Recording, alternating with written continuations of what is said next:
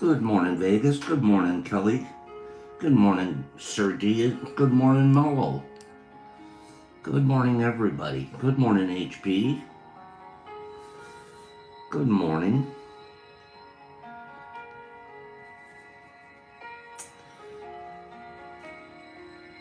Good morning, Roy.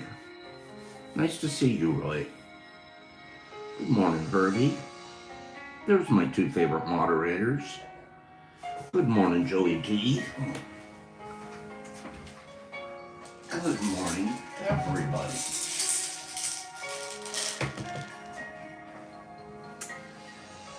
Good morning, Classic. Nice to see you. Classic Glassic. How's your art doing, Classic? How's your art doing? Good morning, Zozo.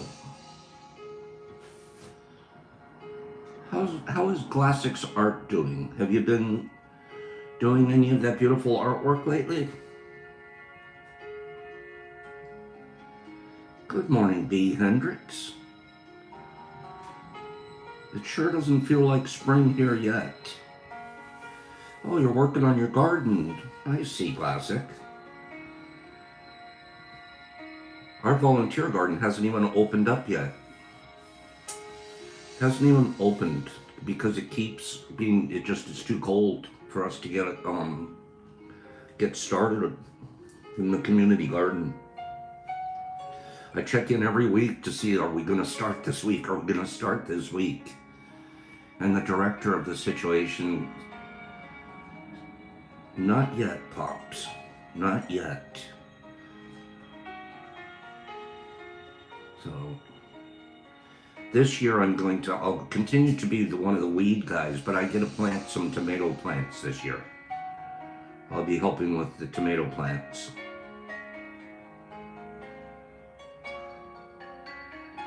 Oh, you show-offs with all the 90 degreesers. That's a little too hot. If it's already 90, wait till this summer. Gypsy, what is this? What is it? April showers bring May flowers? Something like that?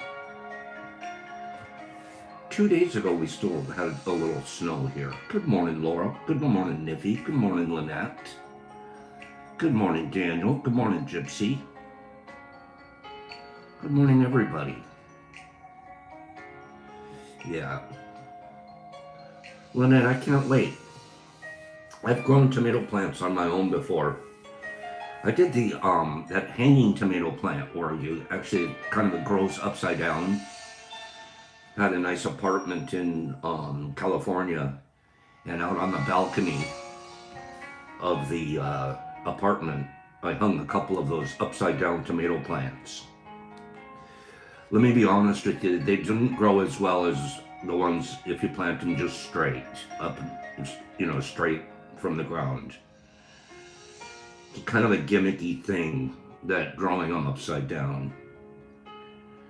But, I mean, they definitely grew, but nowhere near as nice as tomatoes planted in the ground.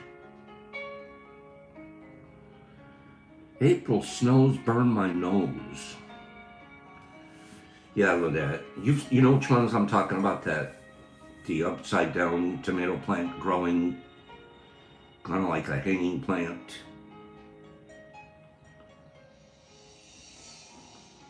Raised garden. I have an area in my back area behind my garage that I'm going to do a raised garden.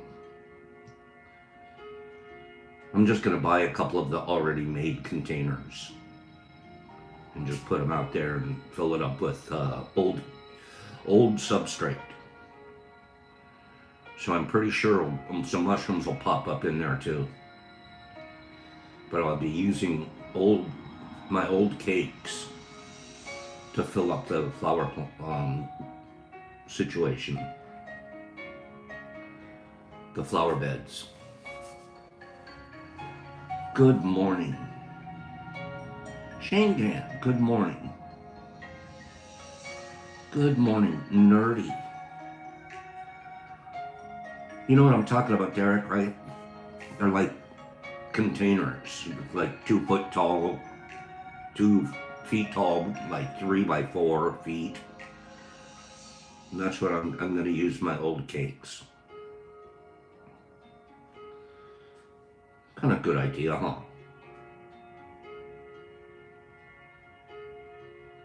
So you know what I'm talking about, right, Joe? You know that. Let me play something for you guys this morning. Let me blow your mind just a little bit. You want to talk about talent? You want to talk about talent? Watch this.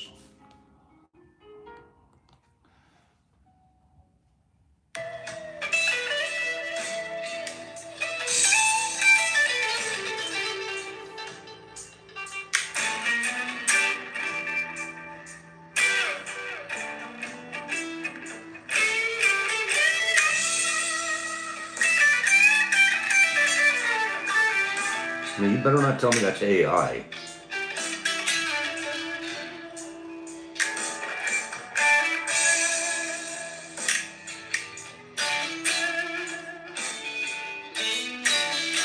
Look at this little sweetheart.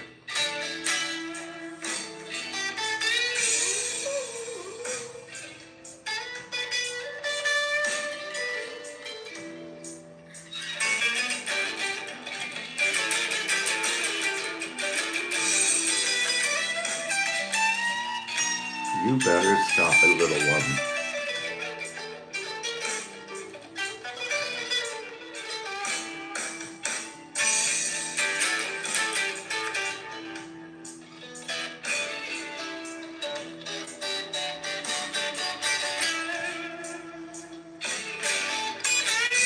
How did she learn this?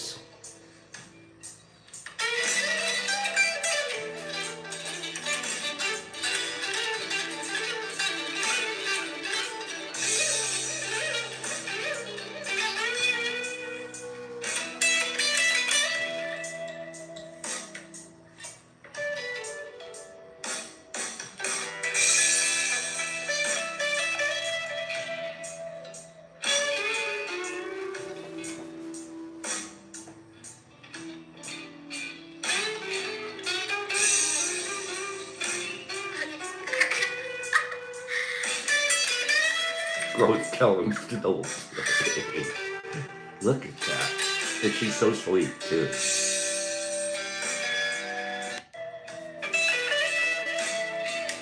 Now, let me show you one more thing. I shared that with Wazzy yesterday. I sent that to Waz. And we were killing it over that, but then check this out.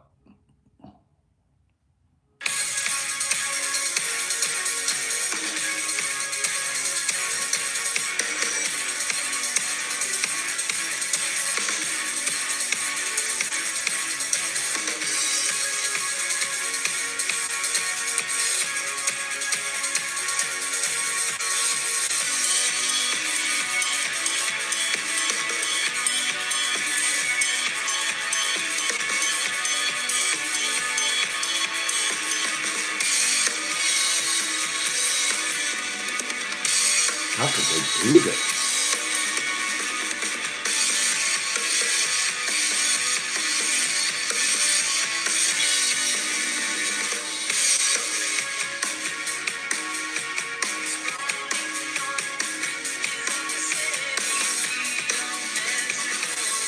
I doubt that thing.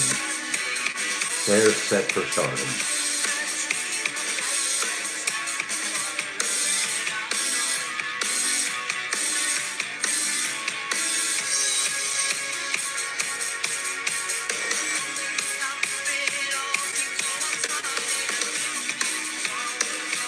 Me too.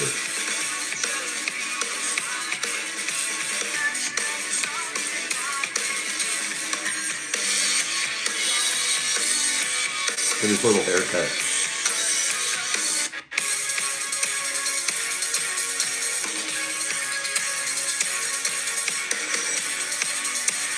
Are you guys blown away? Are you guys blown away, or wait a minute? Beautiful.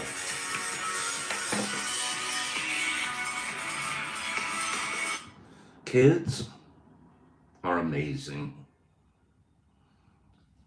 So beautiful, right? I love that little Asian girl. Boy, was she playing the blues. Right, Nerdy? Don't ever underestimate. Derek Anderson. Derek Anderson does a program on YouTube on Tuesdays at 9 p.m. Eastern Standard Time in conjunction with Mystic Journeys Church, where he reads some Bible verses and then he converses about it. Derek, you're killing the game. Keep it up. Your kindness shows right through the screen. I watched you last night. And just extremely proud of you. Keep up what you're doing. You have a message for people, and that's a good thing. What's interesting is I'm watching just over the course of the last few weeks, both Mystic Journeys Church and then the Derek situation, the Derek's show on Tuesdays. You guys are gaining followers and gaining watchers. I remember maybe just 5-6 weeks ago, it was like 5 or 6 people tuning in, and now you're in the 15s and 20s. And it's going to climb. It will climb as you guys stay consistent. That is you will absolutely continue to, your light will continue to attract. So keep it up, you guys. Keep it up. You guys are doing a great thing. And it gives some people, you too, HB, it gives some people, something to look forward to besides TV. So you guys keep it up.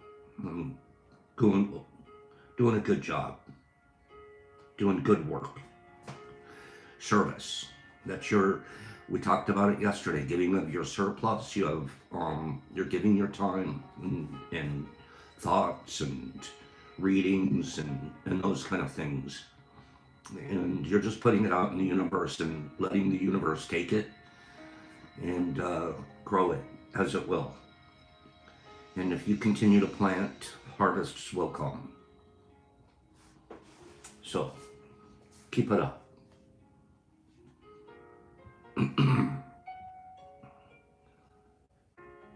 Right, Gypsy?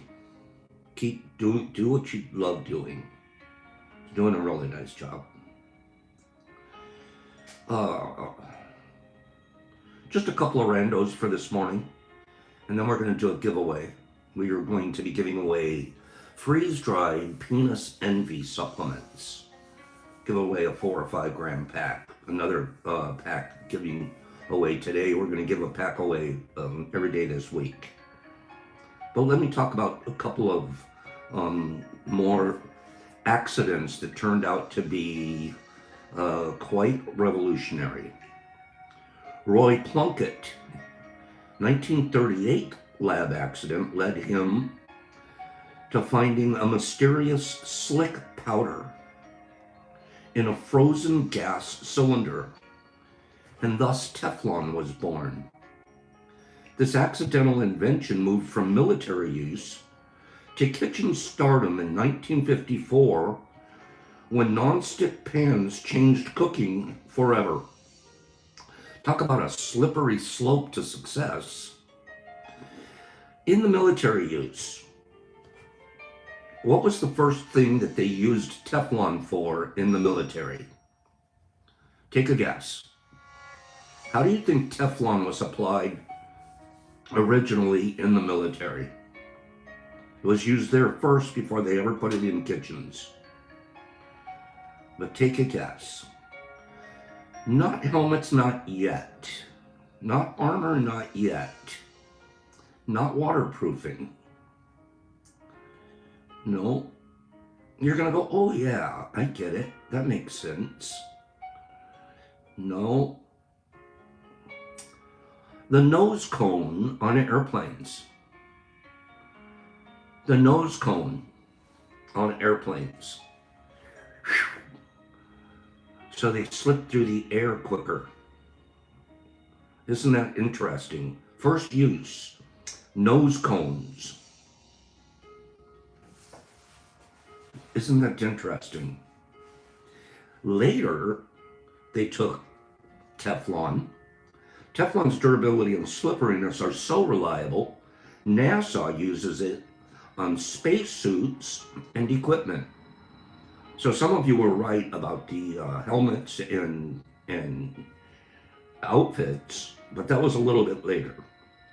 NASA uses it in spacesuits and equipment, ensuring peak performance in extreme conditions, including zero gravity.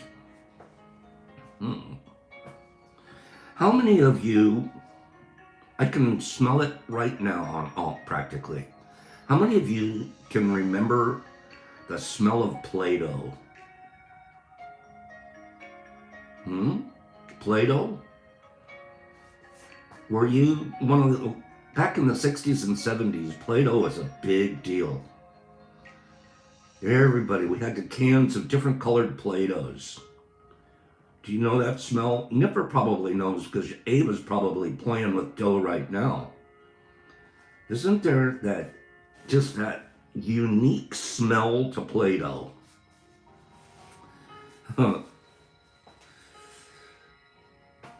Laws, how do you know what it tasted like? Were you in there tasting it too? You're one of the wild kids. What did wallpaper cleaner, excuse me, what do wallpaper cleaner and creativity have in common? Play-Doh.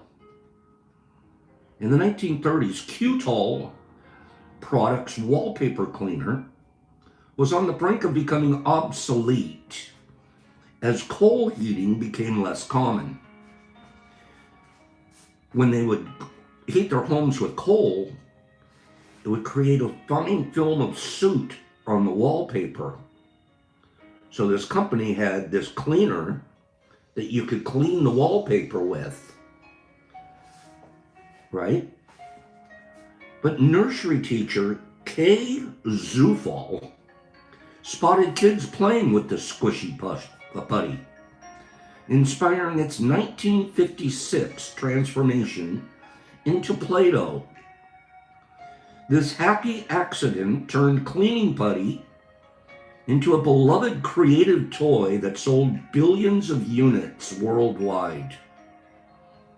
Its original purpose, wallpaper cleaner. Its first color, off-white. Colors today, there's over 50 vibrant colors. Annually, they produce 100 million cans. Annually. How about this? Did you know Play-Doh's distinctive smell is so legendary, it's trademarked. Trademarked. Just one snip and you're transported back to childhood fun. How about that? Trademarked the smell. I'm going to grab a napkin, excuse me.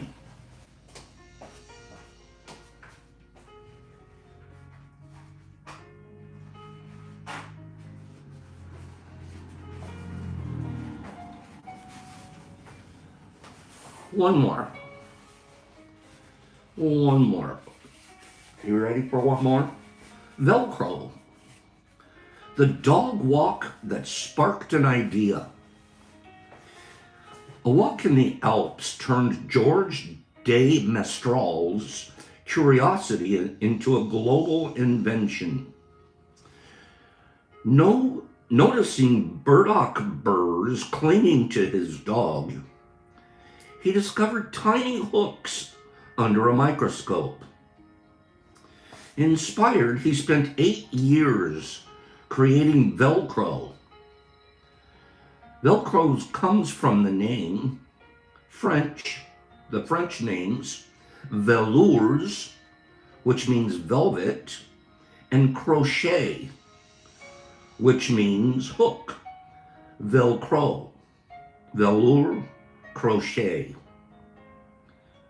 Velcro. His creation went from a hiking mishap to NASA-approved space technology. The typical Velcro has 300 hooks per square inch.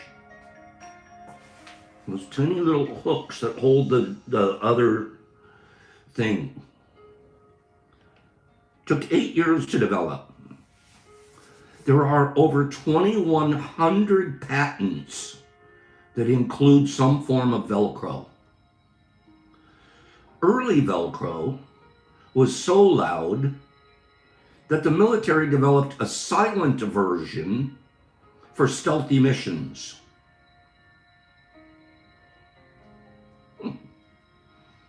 Let's read one more, rando. I like these accidental creations. John Walker's lucky accident, scraping a chemical-coated stick that sparked, led to the world's first friction matches in 1826. Though his friction lights could be unpredictable, some tended to light up in your pocket, they were still incredibly useful. Walker nobly refused to patent them, believing everyone deserved easy access to fire. His invention sparked a flame of convenience that still burns today. The year they were first sold, 1827.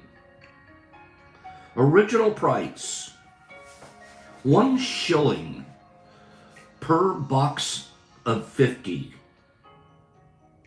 Walker's first friction matches were made of cardboard, but he soon began to use wooden splints cut by hand. Later, he packaged the matches in a cardboard box equipped with a piece of sandpaper for striking. And if you were a cool cowboy, did you light it off your boot? Scraped your boot, something like that? And then if you're like really good at it, can't you like use your thumbnail and light one? Right? That's when you're cool. The cool cowboys, did they use their boots? I forget. Where did you see them? Their belt? What was the cool cowboy? Married Michael's using his zipper. Their jeans, their zipper, is that what it was? No, you don't see him use a zipper on TV in the movies. No, that's what you do when you're like partying, you're like a sarcastic stoner. That's us sarcastic stoners. What do the cowboys use? I forget. It definitely wasn't their zipper. They didn't even have zippers. They used button flies. Levi's always had button flies. Zippers came later. What do I know? I don't know what I'm talking about. You know what we want to do right now? Let's give away that package of freeze-dried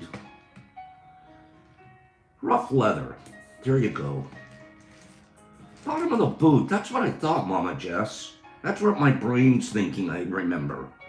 They were using their boots. So cool.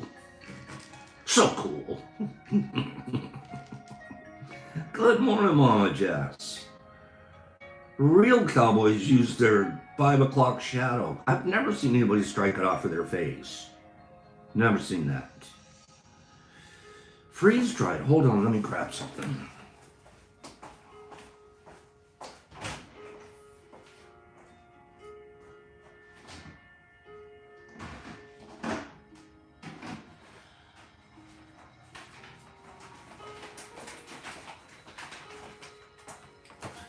don't have a lot of this left.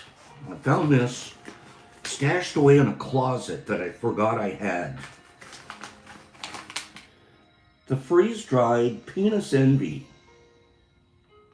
Now, believe it or not, it takes about that much or more just to make up about 5 grams. So I think I can get a couple more packages out of that. We gave 2 away yesterday. We're going to give away another one today. Okay? Give me a number between 1 and 50. 1 and 50. Whoever gets the number that's in my chute first on my screen, and they're in the United States and over 18, I'll send them a pack of these supplemental supplements. And you can put up to 3 numbers on your line at one time. I haven't seen the number yet. What's this? Oops. Okay. I have not seen the number yet. There it is, Canito. Canito, it's Nito that I'm going to be able to send it to you. Canito said 44. And yes, it's a 44. By the way, Canito, that's my favorite number. 44. It just came up randomly. But Canito, congratulations, Nito. Okay, congratulations, Nito, to Canito. I need your address, my friend. Send it to my email, the DetroitMushLab@gmail.com. Derek Anderson just posted it right there in the comments. And I'll get that package sent off to you. And then I'm still going to try to give another, I'm going to package it up today and make sure I have enough, see what I have that I can give away between tomorrow and Friday. Okay? So freeze-dried, what you're going to find out is the texture. It's like Cheetos without the cheese taste. It's mushroom / Cheeto. It's a marshmallowy, but a hard. The freeze-dried is such an interesting texture. Very interesting texture. Shane, I don't remember getting an email from you last night. You might have to resend that. I don't recall getting an email from you last night. I'll check again today, but for just to be safe, on the safe side, why don't you send it to Kylie? I received your email and I replied. I replied to your email yesterday after the program. Okay? I hope you received it. Expect the unexpected. Who knows? Who knows what's meant by the? It's like an astronaut. That's right, B. Hendricks. It's almost like an astronaut ice cream texture. Exactly.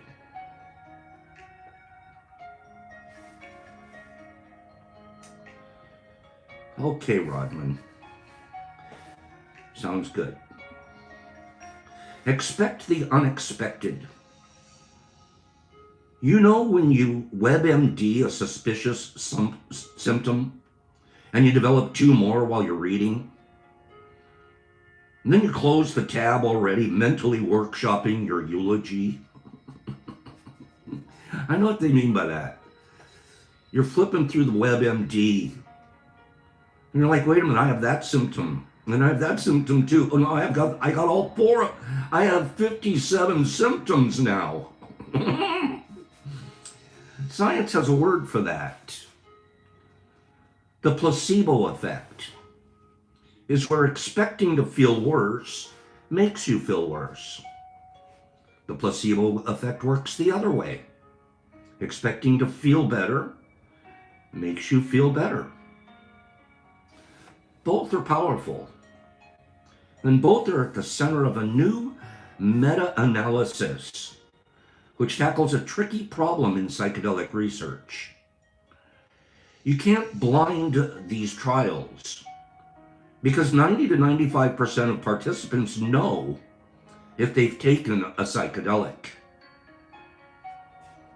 you know. The placebo effect usually you just know, and you know, okay, that, but I'm not feeling mushroom. I'm not feeling the psilocybin.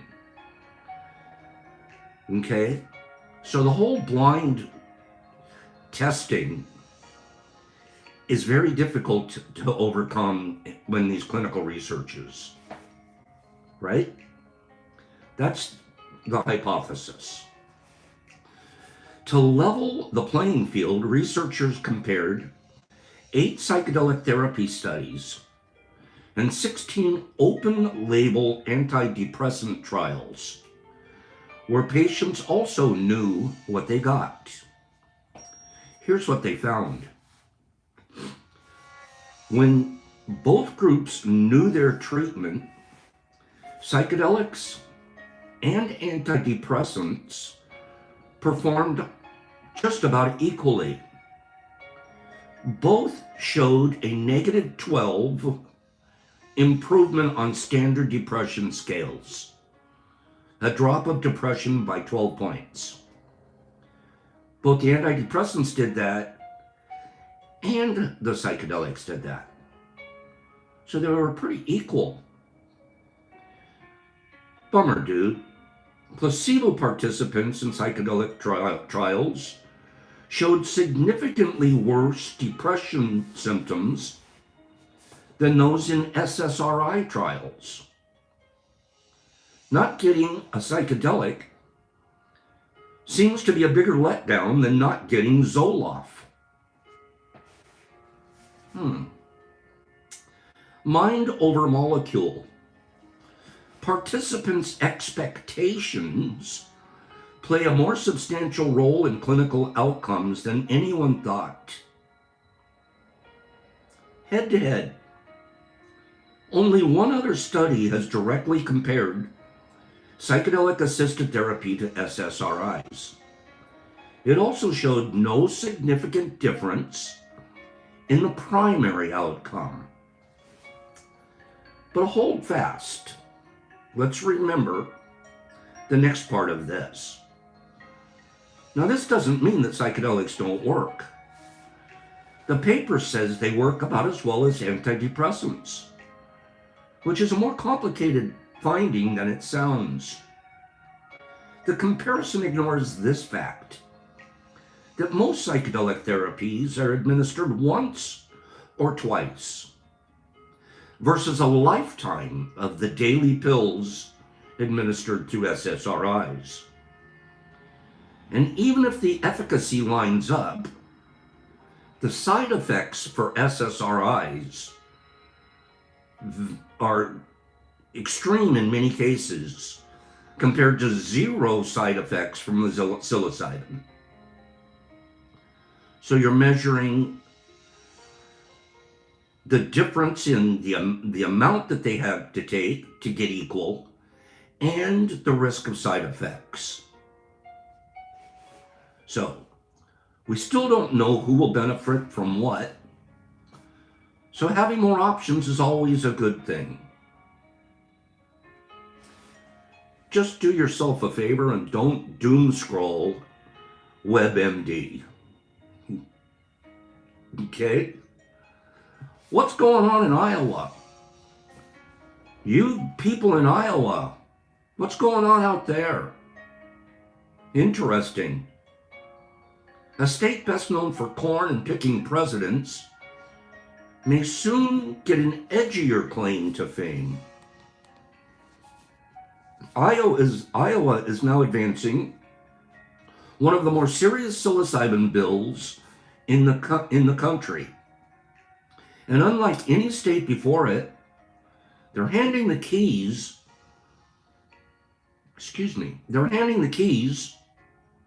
to their cannabis regulators.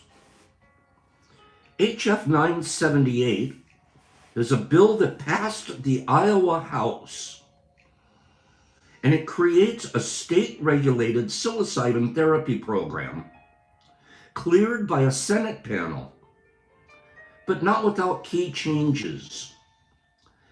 Access is now limited to PTSD patients, and enrollment is capped at 5,000, and sessions must be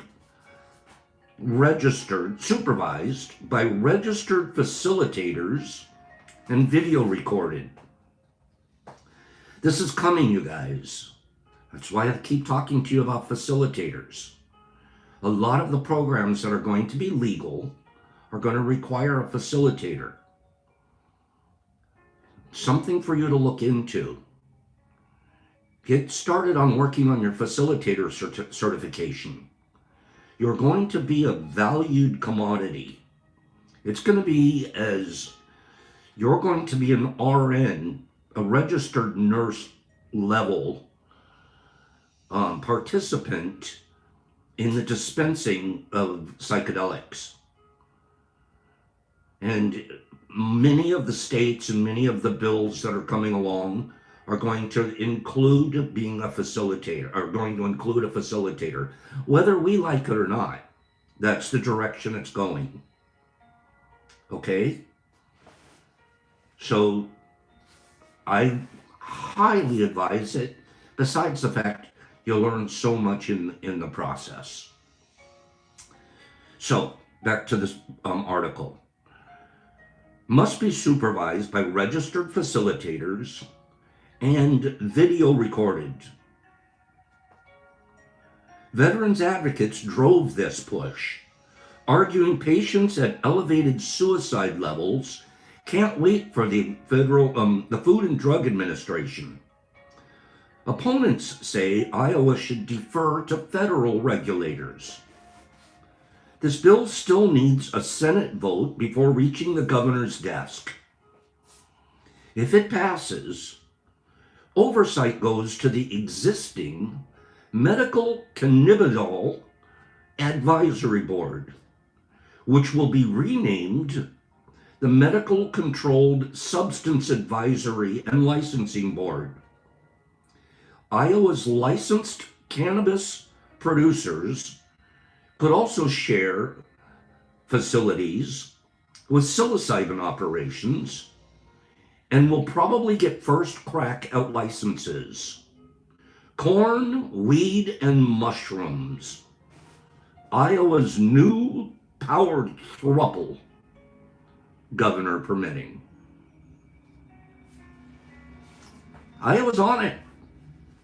There's a lot of Minnesota's on it. Massachusetts just introduced 3 new bills. Let's see, real quick. Just give you a highlight. It's coming, people. Utah. Governor Spencer Cox just signed an HB 390 bill. Let's see who else. Well, we've got Colorado. Colorado landed another NIH grant to track real-world psychedelic health outcomes. Massachusetts lawmakers advanced 2 psychedelic therapy bills. And then Oregon. Oregon, you're doing some good stuff on occasion. There was a lawsuit against the bill that is in effect in Oregon. An Oregon judge refused to dismiss a lawsuit alleging Oregon's service center only rule discriminates against patients who can't leave home. So they filed a lawsuit against the bill that says it can only be used in licensed facilitator centers. And the people there's a group got together and said, wait a minute, there's a bunch of people can't leave their home. So you guys are literally writing them out. And so they're suing for their right to be able to take the psilocybin at home. And a judge said, yep, that's a good lawsuit. I'm not throwing the lawsuit out. They tried to talk the judge into throwing the lawsuit out. No, it's moving forward. And then we have federal complaints allege former reps Mimi Walters and Kristen Sinema illegally lobbied for psychedelics using their congressional access. So we still have the shady politicians doing shady stuff around shady stuff. Anyways, there's so much more there to discuss, but it gets political and I try to stay away from that here. I made this prediction 3 years ago, right here on T. 3 years ago. I said by the year 2030, 70% of the therapeutic modalities are going to include the opportunity to use psychedelics. And it takes making it legal first. And then it takes, of course, providers. But we're well on our way. We're well on our way. And that's why we've been trying to be a little ahead of the game here at the Detroit Mush Lab, working with a Canadian conglomerate, and then also working on being licensed facilitators. I really looked forward to, at one time, creating our own test center. And I wanted to have a test lab. And I actually hired an expert to help me write and get licensing for a testing center. That was 2 or 3 years ago. I paid a pretty substantial amount of money to this expert, and we didn't get anywhere. And the whole thing kind of went bloop, bloop, bloop. But, and it's extremely expensive. It's more expensive than the money I have. I would need investors, etc. And I abhor, I abstain from things that cost money. It's already cost enough just to grow. But anyways, that's my issue. No testing lab for Pops, even though it was in his vision. At least right now. Who knows what the future holds? I don't know. Has anybody ever done a belly flop before? Give me 5 people that have done a belly flop. Who's done a belly flop? I remember doing a belly flop one time in a friend's pool. It hurt so bad. I mean, my whole body was red from that one belly flop. It was like, oh God, it knocked the wind out of me. And it was just from a diving board. Got up pretty high in the air. And then flop. And boy, did it hurt. Didn't feel good at all. Water. Let's talk about water.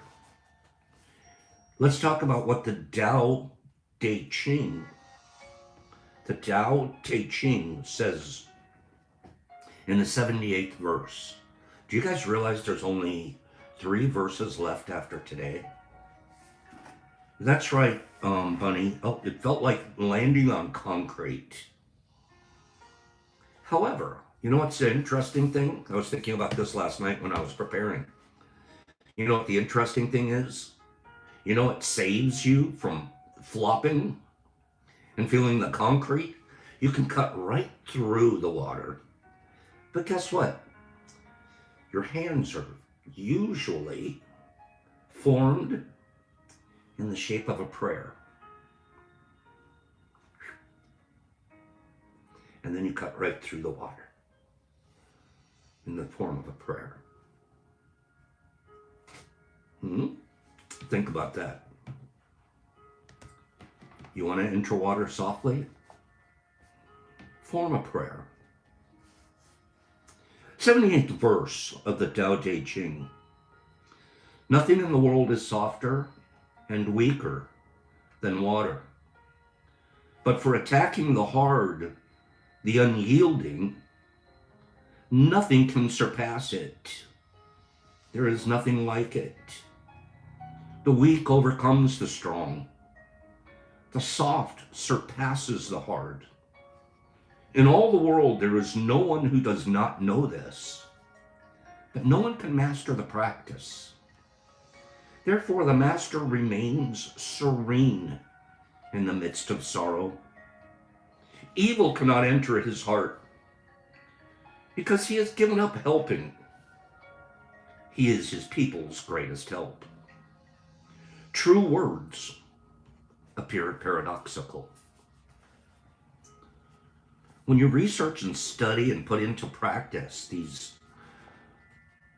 81 verses of the Tao Te Ching, it's pretty amazing how many references Lao Tzu has made to water in its various forms. He's constantly referencing water. He talks about it as the sea, rain, fog, mist, snow, rivers and streams. Constant references in the Tao Te Ching verses to water. This esteemed master seems to find his spiritual strength in all of nature, but he has a special reverence for water and how it functions in all of our lives. Be like water seems to be a refrain that's constantly repeated in the Tao. This element is closer to being Tao-like than any other element in the world. So it is a perfectly suitable symbol for teaching us about the Great Way. Water is as mysterious to us as the Tao is. When you reach into the river and try to squeeze it tight, you end up losing it all. Water is elusive Water is elusive until you cease grasping and you let your hand relax with it. Paradoxically, just letting go. Lao Tzu advises emulating this element in all of its undecipherable and mysterious ways, even if it seems contrary to what your intellect and conditioning tell you. Lao Tzu reiterates three themes that appear throughout his passages. They are the true characteristics of water. Number one, overcome the unyielding parts of your life by yielding. Hard and rigid are overcome by the relentless application of gentle things, such as water's soft flow or a steady drip. So be persistently gentle and willing to surrender, and watch the resistance of the harsh and implacable wear away. I have an example of this in my life. I have a relative who shall remain nameless, who I fought tooth and nail for over a decade. Got angry, got volatile and loud, got mad, got argumentative, because I wanted this relative to perform a certain way and to do certain things that were in their best interest. But I was harsh about it. I was virulent about it. I was beyond my level of patience. I had lost it. I'm so tired of this person not doing what's best for them. I need to now yell it at them. Have you ever been like that with a situation? Have you ever reached that point where you're just, man, I am done. I'm screaming it now. Guess what? The more I did that, the harder and harsher I was, the more I was resisted. The more I was resisted. Last summer, I took a different approach. I started with a completely different approach. I'm like, as of today, no more anger, no more outrage, no more outbursts, no more forcing. However, I have a firm stance. I'm going to be soft, but I'm going to be firm. Water. Soft, but it's firm. Otherwise, I wouldn't have had a belly flop, right? And you can dive into me, or you can land on me like I'm a piece of concrete. But I need to approach this softly and determinedly and stay soft, slowly, one drip at a time, and wait for the person to either understand and come to what's best for them because it's best for them, and be soft in my approach, and stop haranguing, and stop beating, and stop trying to force somebody into what I believe is best for them, but they don't see it yet. It can be discouraging at times, but Lao Tzu points this out in this verse. We must act like water and use a soft approach. For attacking the hard, the unyielding, nothing can surpass it. So I'm attacking the hard, that hard head, that unwillingness, with a soft approach. I gotta tell you, I'm still using it, still haven't worn through the hardness, but that's not my problem. That becomes my relative's problem. The second way that water works. Water appears to be something you could easily overpower. However, it's so flexible once you push it out of the way, it will find its own level, below all strong things, and patiently enter where nothing solid can block its resting place. You can put up barricades, you can erect levees, and make everything waterproof. Yet with enough passage of time, the flexible quality of water will triumph. The weak overcomes the strong. It's a powerful message for us. I had to get weak in an attempt to overcome this strong aversion to doing what's best for them.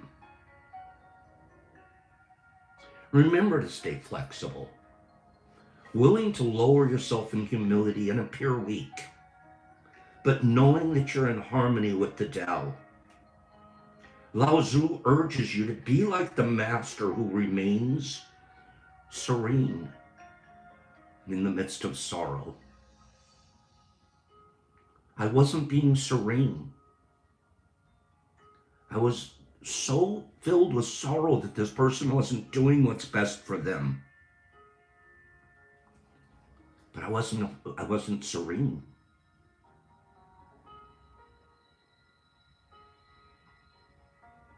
Is this making sense to you guys? I bet you there's a place in your life that you've been attacking and pounding at. And the message is, approach it like water,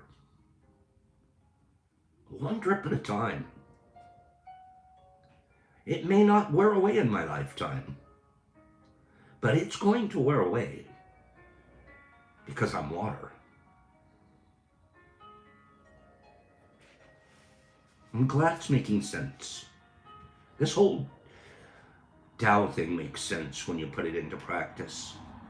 When you take it out of the paradox and you put it into practice. Oh, Kimberly, that's beautiful. Hold your problems like a baby duck. That's beautiful. Well said. The third way water works. Water is so soft that it can't be harmed. I cannot be harmed by this situation anymore. I experienced such levels of anxiety and frustration I was harming myself. Well, I'm trying to get somebody to heal. I'm harming myself. Water can't be harmed, Pops. It can't be damaged. It can't be destroyed. It simply returns to its source to be used over and over again. Boil it until it disappears, and its vapors enter the atmosphere and reappear in the form of rain. Drink it, and it returns after nourishing your body. Pollute it, and it will return after enough passage of time to become purified nourishment again. This is all accomplished because of the element's mutable softness. When you stay soft and you surpass the hard, you too will be indestructible. There's so much power in being soft. So much more power than in anger and frustration and anxiety and yelling and browbeating. I grew up being browbeat, so it's the only thing I knew. I was browbeat into change, maybe, so I have to do it that way. No, Pops. There's nothing softer than water under heaven. There's so much wisdom that could be found in this analogy.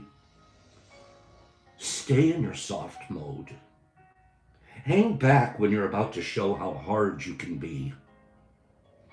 Try patience rather than rigid control. Trust your innate gentle self. Let me read a small poem from Mary Oliver called Wild Geese.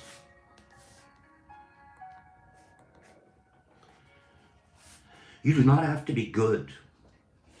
You do not have to walk on your knees for 100 miles through the desert repenting. You only have to let the soft animal of your body love what it loves. Tell me about your despair, yours, and I will tell you mine. Meanwhile, the world goes on. Meanwhile, the sun and clear pebbles of the rain are moving across the landscape, over the prairies and the deep trees, over the mountains and the rivers. Meanwhile, the wild geese, high in the clean blue air, are heading home again. Whoever you are, no matter how lonely, the world offers itself to your imagination, calls to you like the wild geese, harsh and exciting, over and over, announcing your place in the family of things. It's beautiful.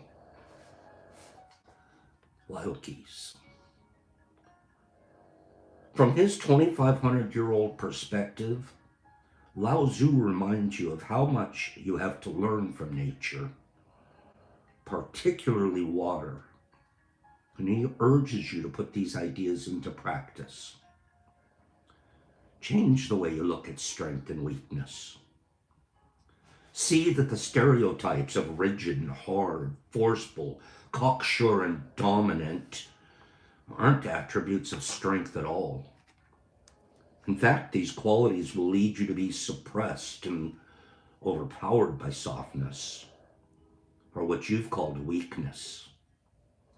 Change the way you look at all of this, and watch your world change. When you begin to admire weak and pliable, you'll give the true strength of yourself as a person to the Tao. Give up interfering and opt instead to be like a stream of water, gently, softly, and unobtrusively wherever you're needed.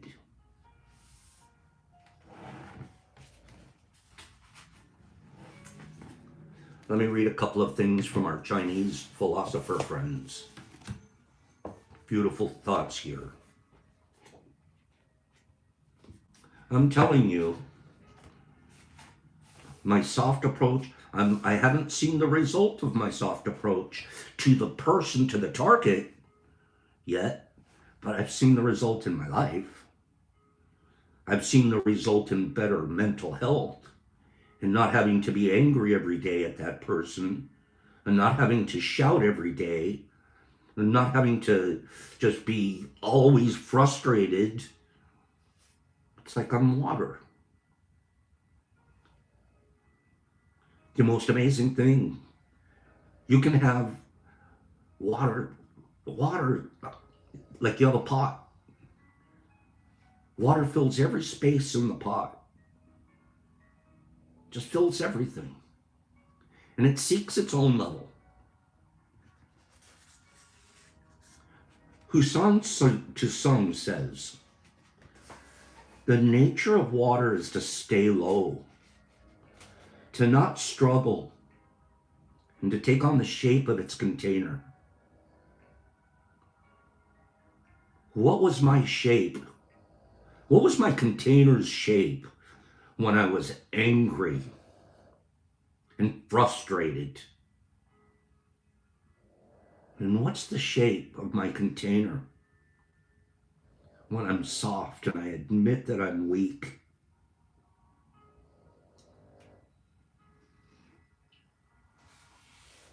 Thus, nothing is weaker. Yet despite such weakness, water can bore through rocks. Rocks, however, cannot wear down water.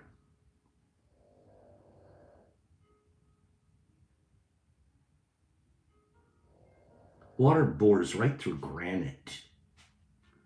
Granite does not affect the water. Li Hongfu says, the soft and weak do not expect to overcome the hard and strong.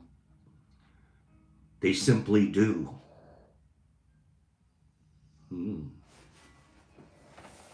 No expectations. You simply do. What did Captain say?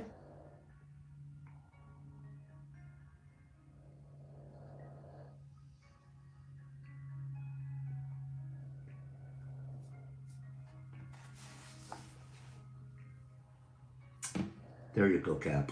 I like it. Hasid Shimon says, you can hit it, but you can't hurt it. You can stab it, but you can't wound it. You can hack it, but you can't cut it. You can light it, but you can't burn it. Nothing in the world can alter this thing we call water. If I'm water, you can hit me. You can stab me. You can try to burn me. And you can't hurt me.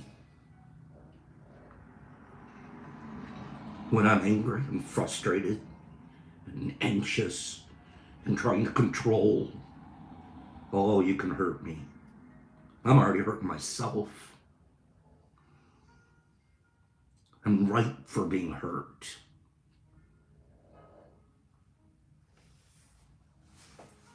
Chu Shuang says, excuse me, we can alter the course and shape of water, but we can't alter its basic nature to descend, by means of which it overcomes the hardest and strongest things. Tsao Tu Chong says, the reason people know this, but don't put it into practice, is that they love strength and not weakness.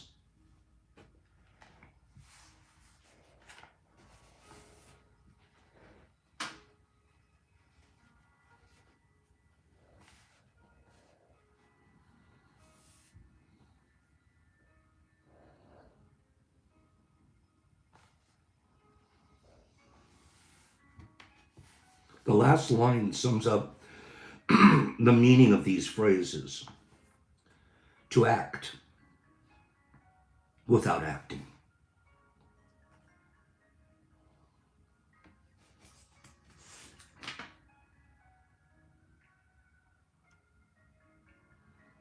Nothing in the world is weaker than water, but against the hard and strong, nothing outdoes it.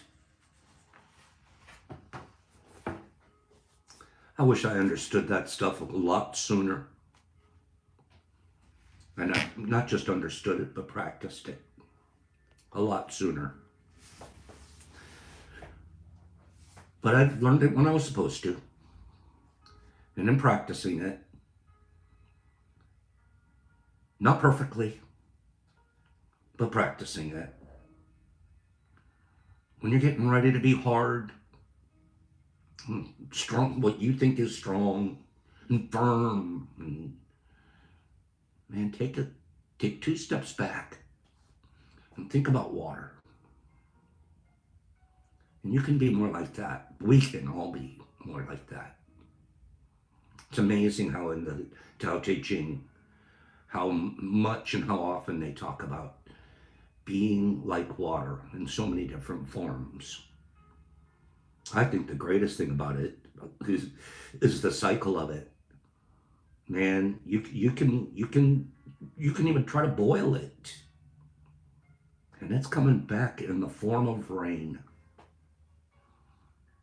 That steam goes up, goes back into the clouds, and it's coming back softly. Thank you guys. Today, let's practice our 4 agreements. We're going to discuss the 5th agreement that Mystic Journeys Church talks about quite a bit. Very soon, there's a 5th agreement written by Don Miguel Ruiz. And it's pretty fascinating too. But the core 4, be impeccable with your word. Usually when you're impeccable, you're not screaming and yelling. You're being pretty soft. Your words are coming out very softly.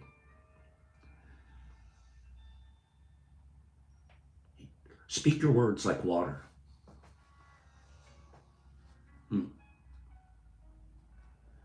Don't take things personal. Water doesn't.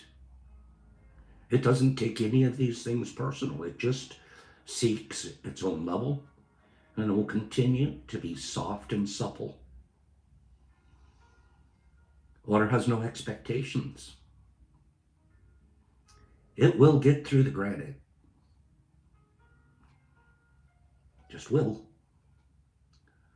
Make no assumptions, have no expectations. And today, find a way to practice doing your best to be more like water. You'll find an opportunity today. Something will come into your life today where you could attack it, or you can approach it with softness and gentleness. And then remember the words from Lao Tzu. Approach it like water. You'll be much more effective. Not just to the person that you're dealing with or the situation that you're dealing with, but internally. The peace you feel when you're more like water versus more like a firebrand of anger. And then you're just walking around pissed. You're not going to accomplish much walking around pissed. You walk around with an attitude of calmness and gentleness, kindness and service. Which do you think is going to get a better result? I think the answer is pretty darn obvious. Okay. Let me scroll guys out of here. Excuse me, something stuck in my throat here. I apologize. Thank you guys for being here today. Thank you for listening. I can't tell you how much I appreciate this crew and the goodness and just listening. You guys are spending all this time just listening. And then the comments that you share back and forth, filled with goodness and kindness. And I thank you guys so much for that. Let's be like water to one another. Thank you for being here, Mike Barball, and B. Hendricks, and HB, and Daniel married Michael, and Herbie, excuse me, and True Heart, Cambodian friend, used to say, bend is the willow. Being flexible is being like water. HB, is that what it is, HB? It's an allergy? It could be. I've never really been an allergy guy, but maybe. Sammy P. And Dirty Fingers, it's sure nice to see you here this morning. And Cleaning. I guess you guys are all saying it's a pollen. It could be. I'm not smoking anymore, so it's not that. And I don't really have much of a cold other than a slightly runny nose. HB and Dirty Fingers and Herbie and Kimberly. Great reading this morning, right? Lao Tzu has so many wonderful, wise things to say. Sarah Bear, good girl. And then we got Captain Obvious. Good morning, Cap. Nice to see you. And Shane, thanks for being here. Thank you for that. Who else do we have? I'm scrolling down to Ray Cook. Ray is cooking it up out there. I can tell he's cooking it up. I want to go to one of Ray's barbecues sometime. Who else do we have to say here?